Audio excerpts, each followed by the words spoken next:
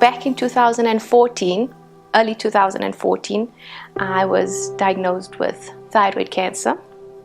And when I received this news, I was overwhelmed, I was anxious, I was fearful. I thought that was a death sentence.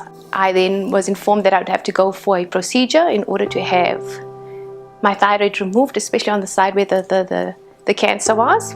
I had the procedure done, and within weeks of me being at home and on recovery, I received a call back from the doctor saying, listen, we need to see you again, you need to come back.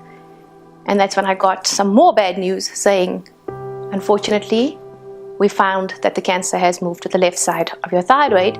I was very afraid. I never ever thought something like this could happen to me. I was consumed with fear. There was a friend of mine that had all these posts on Facebook, and she posted about Rhema South and how fantastic church was and all of that. And the man and I decided that we're in the community. What's going to be best for us as a family is to find a church where we can grow into the church and become part of the family. And that's when we decided to go to Rhema South.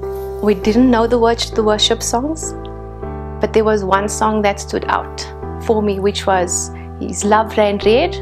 And that, for me, it touched me.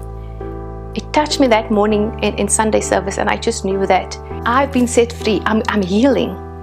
You know, I've been battling with this fear, but what am I fearing when I've got God on my side? As soon as we started attending and going on a regular basis, that's when I found like that anxiety was reducing, that fear was reducing, because then I just knew it's not me, it's God.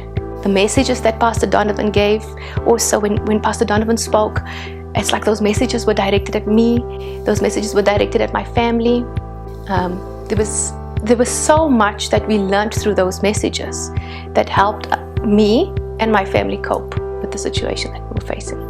Following year May, I went and I had another MRI done, and that was when I was informed that I was cancer free. The cancer did not defeat me. I knew God had more in store for me. We've come to understand what obedience is. And obedience is not about me. It's not about my family. It's not even about the challenges that I was facing with the cancer. Obedience is living for the things of Christ. Obedience is fearing the Lord and not being fearful of Him, but loving Him. We've also come to learn as a family that to be giving is so important. And you plan and prepare for that. The more you see God moving in your life, the more you see the growth in your family, the more you see the growth in your kids. And that's just obedience. It's just knowing that putting God first is the most important thing. If I just look back and reflect on what I've been through and what God has done for me, how can I sit back and just not be part of this and get excited for the future? Because I know there's so much more. The minute I made that decision, again through teaching and understanding and the equip evenings as well, we've become so disciplined with the things, with your finances. People, like friends of us, we had a discussion once and they said to us, like, why do you give into your church? Why do you give an offering? Why? And the man put it so nicely to them, and he said, it's not about me just giving away my money. It's me also seeing what God is doing in the church, how people are being saved, how the church has grown, seeing how the church are using the resources that they have to call the lost back home.